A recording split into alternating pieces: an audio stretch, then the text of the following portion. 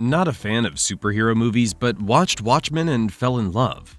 A golden standard quote from every related comment section. For good reason, really. The story is about something else entirely. It's only become clear to many now, 15 years after the movie's release. The fact that this film even exists seems like the work of Dr. Manhattan or some other powerful demiurge. The adaptation went through so many studios, so many directors, and so many different concepts that it's truly mind-blowing it came to be at all. So, what exactly went wrong? How could time travel in the Iraq War have ended up in the plot? How did Arnie nearly become Dr. Manhattan? And which Watchman could have been played by famous comedian Robin Williams? Stay tuned to find out. Should we even clarify that Zack Snyder's Watchmen is based on the graphic novel by Alan Moore? Okay, let's do it just in case. The Watchmen comic was released from 1986 to 1987 and became iconic not just in the comic industry but in culture overall. Alongside Miller's The Dark Knight Returns, it was the harbinger of the darker comic era, where superheroes not only look for some villains to punch but also for their own lost marbles to collect. Personal stuff to deal with, mental issues, just like regular people. So the graphic novel was showered with awards, including the infamous Hugo one, and was an inspiration for creating the Comic Sans font. How's that for recognition, huh? Even at the time of Watchmen being far from final chapters, some Hawkeyes realized they were witnessing something that would impact the entire industry. Producer Lawrence Gordon definitely was a Hawkeye. He was the first to buy rights for a movie adaptation. Then he teamed up with another producer, Joel Silver, and together they went to 20th Century Fox to start production. To transform such a massive story into a film, they needed a talented screenwriter. So talented, actually, he could remove Dr. Manhattan. At first, the producers approached the comic's author, Alan Moore, and asked him to turn his magnum opus into a screenplay. After Moore declined, they hired screenwriter Sam Hamm, the writer of Batman with Keaton and Nicholson. With great enthusiasm, Hamm got to work and was so hyped that he completely rewrote the story's ending. In Hamm's version, Ozymandias convinced Dr. Manhattan to go back in time and stop himself from becoming a godlike glowing Chad. Thus, Manhattan perishes, creating an alternate reality where his existence never fueled the arms race between the USSR and the US, resulting in a relatively peaceful world. The surviving Watchmen squad were transported into this new reality, where they existed as heroes from the pages of comic books, and now they became real, making everyone around question if they were some talented cosplay actors or what the hell. In short, this script had something in common with the original Watchmen, but not much really. Was it the reason for Fox to put the project into turnaround? Well, who knows. But the studio did it in 1991, so the producers addressed Warner Brothers. Warner Brothers immediately signed Terry Gilliam, who had a very creative vision for the cast. Gilliam began revising Sam Hamm's script with his regular writer Charles McCowan. They brought back Rorschach's journals and some other scenes that Hamm just didn't bother to include in his version of the script. While Gilliam was in charge, he envisioned Arnold Schwarzenegger as Dr. Manhattan, Richard Gere as Night Owl, and for the role of Rorschach, the director wanted Robin Williams. Yeah, it was a surprise for us too, but after some thinking, well, it's a good one. Hit the like button if you'd be curious to witness that as well. There was another unexpected contender for Rorschach during that period, actually. Rumor has it that David Bowie kept blowing up Terry Gilliam's phone, really wanting to portray hat and trench enthusiast with the spotted mask. Studio Warner offered Silver and Gilliam $25 million for the film's production, just a quarter of what was needed for such an epic. The studio wouldn't offer more because both men screwed up royally recently, and Warner didn't want to take the risk. No, God! Gilliam's film about Baron Munchausen was a failure, and Silver was still dealing with Hudson Hawk and the last Boy Scout Vietnamese flashbacks. Those are great stories that we've already told in our video about Bruce Willis. That limited budget probably finished off Terry Gilliam's enthusiasm, as he'd already been questioning whether Watchmen was filmable at all. He believed the novel was too complex to squeeze into a 2-hour movie and stated a TV series adaptation would have been a much better choice. So Gilliam eventually left the project, followed by Joel Silver, and Warner Studio decided to abandon Watchmen. But Lawrence Gordon wasn't ready to give up. He brought in another producer, Lloyd Levin, known for films like Die Hard, Point Break, and The Devil's Own. In 2001, they took Watchmen to Universal Studios and brought on board X-Men screenwriter David Hayter, who many also know as Solid Snake. Despite such a telling surname, Hayter was a fan of comics and Watchmen in particular, so he took the goal to adapt the graphic novel into a screenplay very seriously. The ending stayed as it was in his version of the script. No Marty McFly nonsense this time. But now the setting was changed. Hayter moved events from 1985 to the current timeline. That's how the Vietnam War became the Iraq War, terrorists replaced communists, and the conflict with the USSR turned into one with Afghanistan. Hayter claimed he handled the material with the utmost respect, but didn't forget to add a splash of love. His work was praised by Alan Moore even. Well, at least that's what the rumors say. So for the role of Dr. Manhattan in his awesome screenplay, Hayter envisioned Denzel Washington, and John Cusack was considered for Night Owl. Cusack, a huge fan of the comic, instantly got overexcited. But for some tricky reason, it was actually Ian Glenn who was brought in for the test footage. Tests were shot in 2003 under Revolution Studios. Regarding Universal that held the project up to this point, well, some creative disagreements led to producers and screenwriters to abandon the studio, and yeah, their next stop was Revolution. And that's when this footage was made, with Ian Glenn portraying Night Owl and Ray Stevenson playing Rorschach. It should have been Daniel Craig instead of him, actually. He was Hayter's top choice at first for Rorschach, but the actor just vanished somewhere right before shooting. So it looked like the filming would begin, like now. But nope, things got screwed again. This time, the whole Revolution Studios decided to prevent Watchmen from happening by annihilating itself. The producers probably spat out some F-words and in 2004 made a run for another studio. This time it was Paramount. Paramount gave the green light to the project and even signed Darren Aronofsky, the Requiem for a Dream director. But he didn't stick around for long and quickly delta to work on The Fountain with Hugh Jackman. After Aronofsky pulled the classic Joestar family trick, Paramount briefly considered bringing in Tim Burton as director, who of course would have cast Depp as the comedian. And yep, that's not even a joke.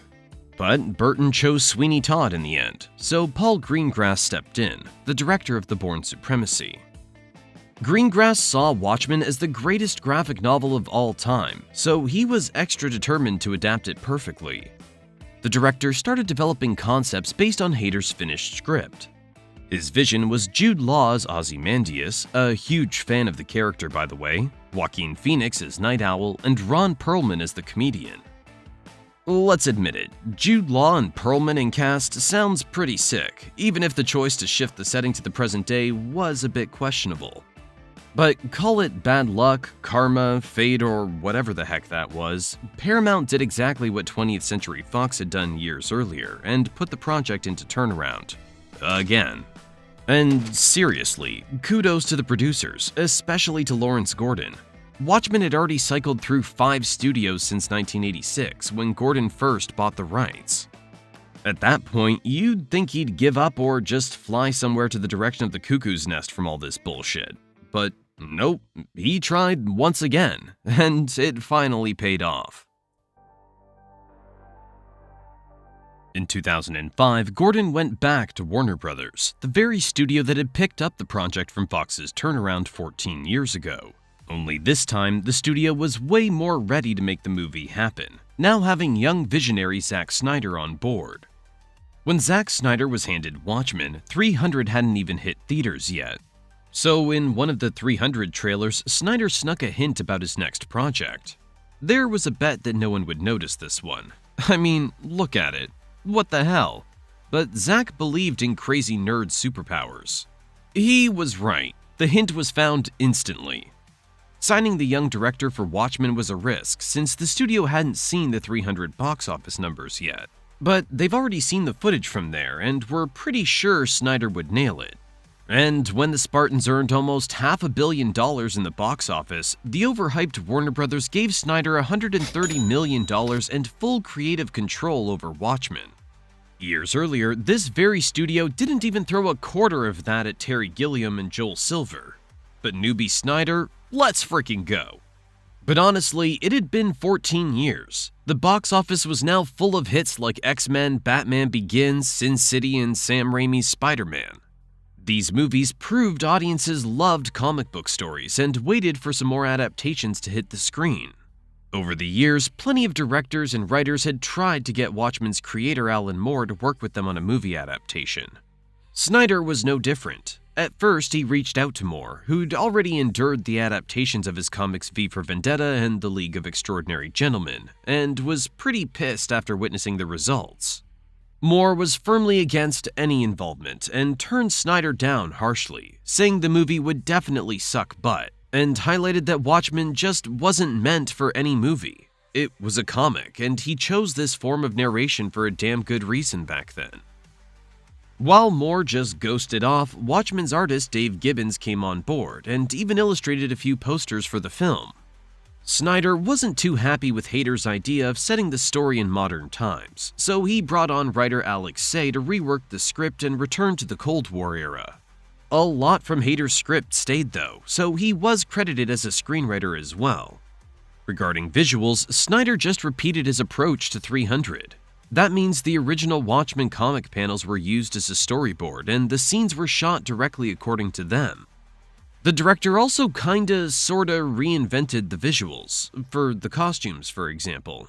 Snyder thought the original ones seemed a bit dusty and naive and needed something more impactful and modern, especially for Night Owl, whose outfit honestly looks a bit stupid by today's standards.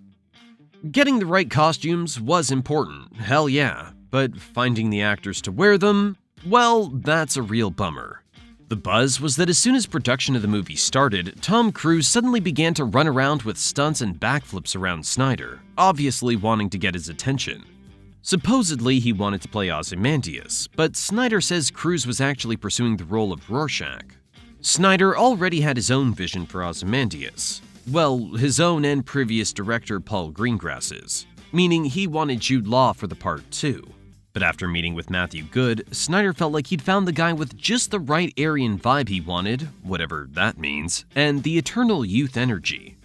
Good, on the other hand, wasn't in any rush to accept. He didn't read Watchmen and had no clue what this Snyder guy was blabbering about. So he called up a friend for advice, and as soon as the friend heard Watchmen, he told Good to sign the damn contract immediately and read the novel already. Otherwise, it was just bloody embarrassing. Good followed the advice, and later thanked his friend for being a true one, not recommending any crap, that is. Patrick Wilson, who played Dreyberg, had a pretty similar experience as well. As for Dr. Manhattan, at first Snyder considered casting Keanu Reeves for the part. Keanu wasn't against it, and one might say, well, why waste any time? I mean, you're fine, I'm fine, you just finished Constantine, so let's do another comic character now. But nope, that didn't happen for some reason, and the role eventually went to Billy Crudup, who's awesome as Dr. Manhattan, but obviously lacks this Chad physique the super being obtains. This case was resolved pretty straightforwardly. Crudup's face was combined digitally with the body of fitness model Craig Plitt. By the way, Plitt tragically passed away in 2015 after being hit by a train while filming a commercial. R.I.P., brother. As the classic once said, God is dead. Press F to pay your respects here. Shooting started in 2007 and lasted 5 months before moving into post-production and making the animated piece within the movie, Tales of the Black Freighter, the comic within a comic, that appears in the graphic novel as well. Snyder brought in Gerard Butler to do the voice work there. We've already covered it in our video about him. The animation was cut from the theatrical version, however. With it included, the movie was way too long. And not only this piece, but many others. Snyder later described how gut-wrenching it was to cut them, and worried the movie would end up feeling incomplete. A fair concern considering how rich and detailed the source material is. But with everything on board, the movie would have to run about 4 hours. Like, imagine how it would look. Definitely a sight to behold. So, theaters got a 162-minute version, later followed by the director's cut 20 minutes longer on DVD. And then came the ultimate cut, which included Tales of the Black Freighter, thus making it 215 minutes in total. Lots of people feel this ultimate cut is the truest version of Watchmen, and the theatrical one is just some leftovers, an opinion we share, by the way. The first trailers of the movie led to a big spike in Watchmen comic sales. To keep the hype going, the studio also dropped a mobile beat-em-up game, some animated shorts, action figures, YouTube contests, you name it. So Warner Brothers definitely can't be blamed for just hanging around. And the movie itself, as we all know, or need to go watch ASAP if you don't, is pretty good. With Snyder at his peak, a polished script, the legendary graphic novel, a soundtrack by Philip Glass and Tyler Bates, and mind-blowing visuals, all this awesomeness seemed destined to collect a big pile of cash, maybe even a bigger one. But the universe had some other ideas. Watchmen premiered strong, taking the #1 spot at the box office. For an R-rated film, it had one of the biggest openings, showing on a record number of screens and instantly earning over $55 million just for the first weekend. But by week 2, it was smashed by a rock, the movie Race to Witch Mountain with Dwayne Johnson. By week 3, Watchmen had slipped to 5th place, overtaken by I Love You Man, Duplicity, and Knowing, with our sweet, over-talented Pie, Nicholas. By week 5, Watchmen was out of the top 10, ending up with a worldwide total of $185 million. A quick reminder here, the movie's budget was $130 million. Some sources say it was even bigger and reached $150, thanks to some reshoots and putting additional visual effects. Either way, it's one of the most expensive R-rated movies ever made. Keeping inflation in mind, nowadays that $130 million would be around $170, or $200 million if we're talking $150. As if it wasn't enough, 20th Century Fox filed a lawsuit to block the film right before release. The studio claimed it was technically still their project, since they'd never officially abandoned it. It just frickin' slipped their mind for a couple decades. In the end, Fox settled for a share of the international box office, happily withdrew the lawsuit, and walked away with a happy smile on its face. Rumor has it Paramount got a similar deal, but without all the legal fuss. Keeping all this in mind and remembering that theaters take a hefty share from box office revenue and the marketing expenses definitely went over $100 million, that global box office of 185 starts to look kind of like a situation where you might want to wear a paper bag over your head and never go online again. But actually, it wasn't as bad as it seemed. Watchmen did very well on DVD, pulling in another $150 million. That bumped total earnings up to $335, and you can live with that. Physical media brings in even less profit, about 37% on average, with the rest going to retailers, distribution costs, and other fees. But overall, those were solid numbers. Plus, there were still revenue streams like international sales, TV rights, crap like that. Warner Brothers later confirmed they'd made a profit on Watchmen, though they didn't really specify if that profit was a pack of peanuts or a superb mansion in Malibu. Anyway, it didn't sink Snyder's career or hurt anyone else involved, so you can't exactly call it a failure. On the critical side, reviews were mixed, but Roger Ebert gave Watchmen a top rating, saying it captured the visual spirit of the graphic novel. Many reviewers praised the film's visuals, though they talked less about the story itself. Some say it took years for audiences to really appreciate Watchmen, especially after they got fed up with more classic superhero movies like The Avengers and mind-blowing stories with incredible good versus evil twists. People suddenly became more interested in genre deconstruction, and Watchmen is just that. Christopher Nolan shares the same opinion. Last year, he called Watchmen a visionary masterpiece, ahead of its time by about a decade.